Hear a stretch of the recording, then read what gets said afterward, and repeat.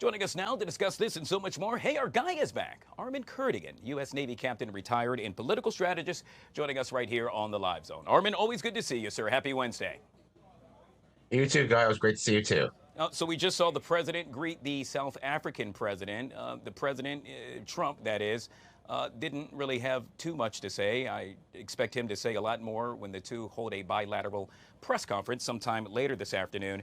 Obviously, a lot on the table. Anything in specific do you expect to hear from both presidents during their meeting?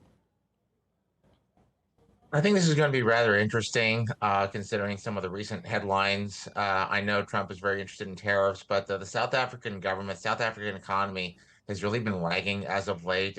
They've had serious problems with infrastructure, with power distribution. Their economic growth is very anemic. And now this recent thing, a lot of the white farmers now having to leave the country because their farms are being taken over. You've seen this a lot happen the rest of the African continent. So I'm sure he's probably going to talk about that, some concern that he has there. I know that the South African government would love to have stronger economic ties with the United States, but at the same time, South Africa is also reaching out to a lot of our adversaries. So it's going to be a little bit of a balancing act. Yeah, as you stated, tariffs probably top of mind for both world leaders. You also heard a reporter make mention with regard to Trump's agenda, and I want to talk about that because just about an hour ago, we heard from top Republicans who now say progress has been made and that there is a pathway forward to voting in favor of Trump's agenda. However, as they stated, it will probably not happen this week. Your take on that, sir? Ultimately, House Republicans are going to have to vote for this bill. They're just going to have to. Some of them may get half a loaf, some of them may get two-thirds of the loaf that they actually want. But ultimately, it moves the ball forward in the president's favor, moves the ball forward in the country's favor. There is a lot of concern, I think, among the Freedom Caucus that the bill doesn't go far enough in cutting spending. Frankly, I share some of those concerns. The deficit and the debt will keep me up at night more than I think anything else, any other domestic policy that we actually have. But Speaker Johnson has done an absolutely amazing job of being neutral, being dedicated, being focused in managing the rest of the House Republicans. He's doing an outstanding job as Speaker for somebody who didn't want the job in the first place. So ultimately, whether it happens before Memorial Day or after, Trump's going to get this bill passed.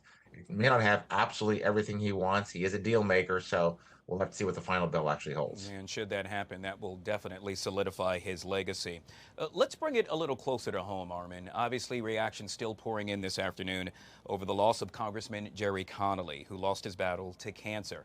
Now, although he sat on the other side of the aisle with regard to him being on the left and you perhaps being on the right, it's no secret he was a man who truly, truly made a difference.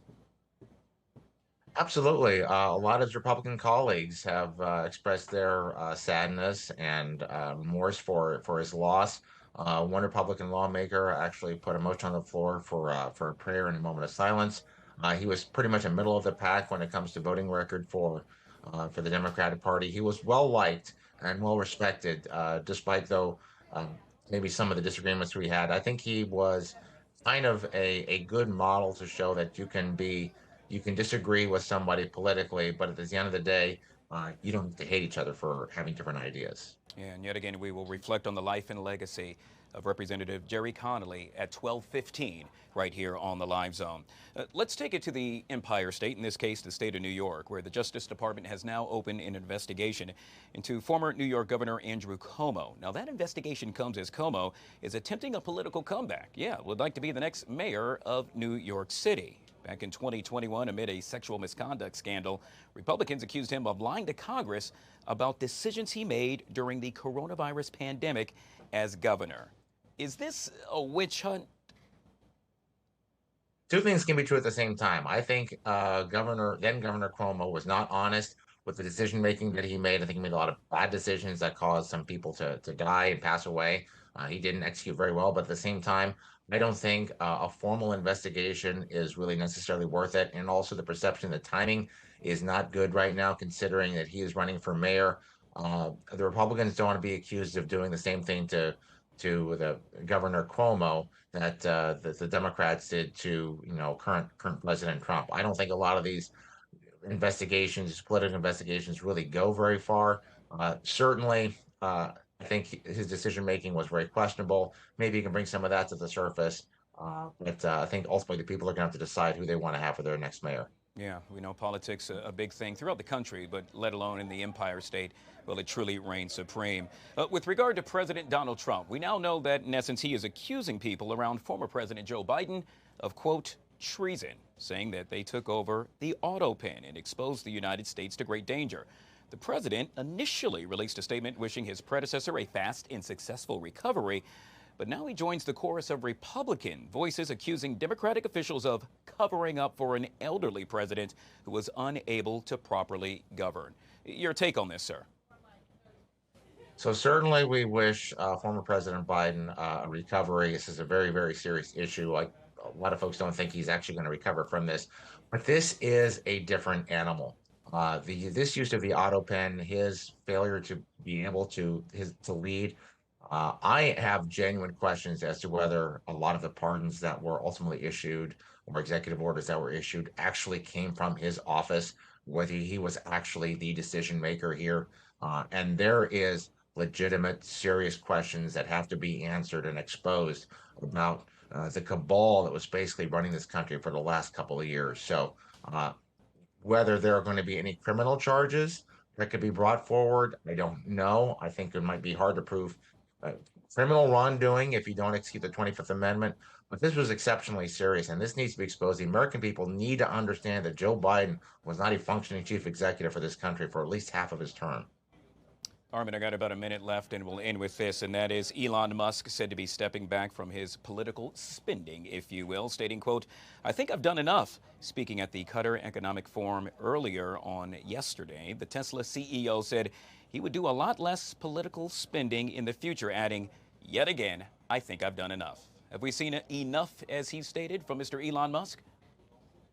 Well, certainly he's been brutalized in the public forum by the left for coming in and devoting his personal time to government service. And a lot of folks are saying, "Oh, he just came into government service to enrich himself, emoluments." Well, no billionaire comes and goes to work for the government in order to enrich themselves. They don't need to do that.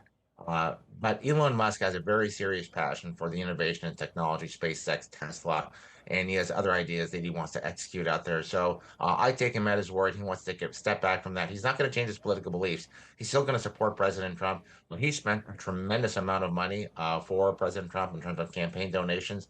And frankly, his personal wealth and perhaps the stock of his companies have also suffered as a result of where he is right now. So he's going to come back. He's going to take care of his employees, take care of his companies, and he's going to do what this country needs him to do and be somebody like Steve Jobs or the next great inventor for this country to basically move us forward. Yeah, speaking of Mr. Elon Musk, we know that he will actually be at the White House today as he also welcomes the South African president. Yet again, we've been joined by Mr. Armen Kurdian, U.S. Navy captain, retired and political strategist, joining us right here on the Live Zone. It's always good to see you, sir. Happy Hump Day. Happy Hump Day. All right, guys.